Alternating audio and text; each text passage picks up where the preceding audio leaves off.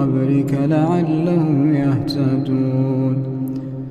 الله الذي خلق السماوات والأرض وما بينهما في 6 أيام ثم استوى على العرش ما لكم من دونه من ولي ولا شفيع أفلا تتذكرون.